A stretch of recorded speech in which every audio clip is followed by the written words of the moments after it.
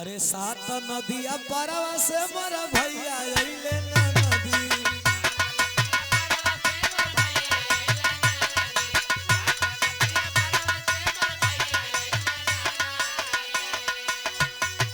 अरे सात नदिया पारवा से मोर भैया अइले ना नदी, मोर भैया अइले ना नदी। तब नाही बाबा विधवा पहले छोटी ना नदी। अरे जई से डोले पिपरा के पताइया हो नदी।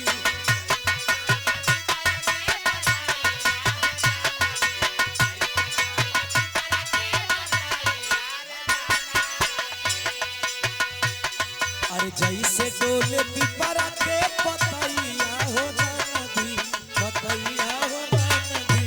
ओइसे डोले जियारा हमारे छोटी नदी।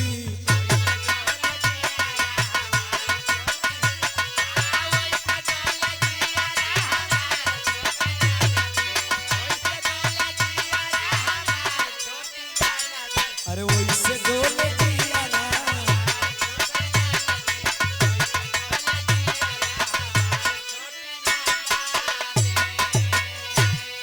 लेकिन यही गीतिया के बुल्लू गुरुजी का है। अरे पिया बिना देही अब पिया रईली सुन रे सखिया।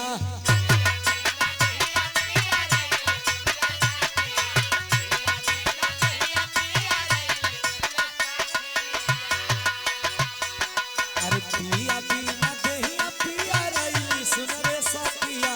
जहिया से गवनवा हम अइली सुन रे सखिया।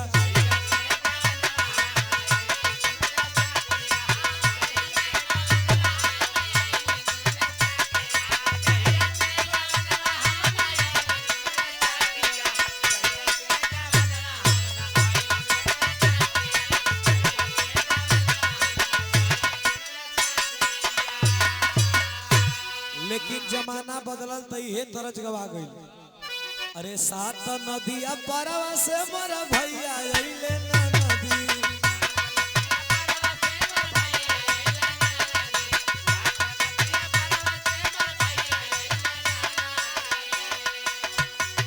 अरे सात नदिया पारवा से मोर भैया अइले ना नदी, मोर भैया अइले ना नदी।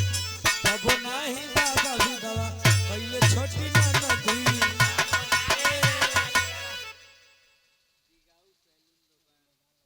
बिगाऊ सैलून दुकान हमरे भैया के तरफ जहाँ बाल बनेला यही तरह हमारा दिवलिया में, हमारा बजरिया रामगढ़ बजरिया में ओकर नीचे रहे दुकान, ऊपर रहे दुकान। तो मकान मालिकवा कदर की भैया जिसे बालन तनिक से एक पैर से विकलांग बना, लेकिन हौसला बढ़िया पैर वाला सभी बढ़िया।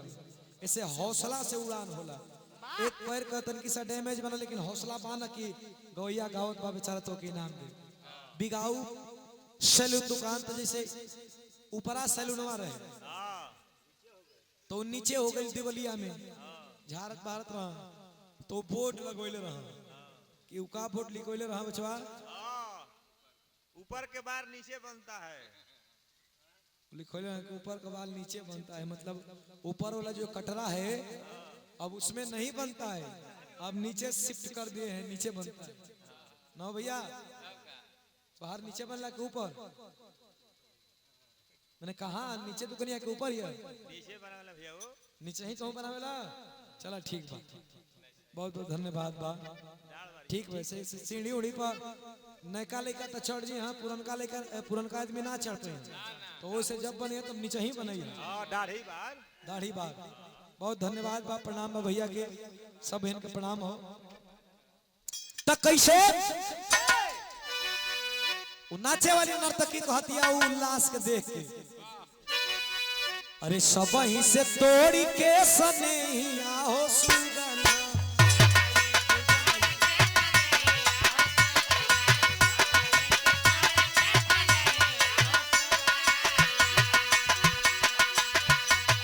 अरे सब ही से तोड़ी के सनेहिया हो सुगना, सनेहिया हो सुगना। पिंजड़ा से हो गईले हरार सुंदर सुगना।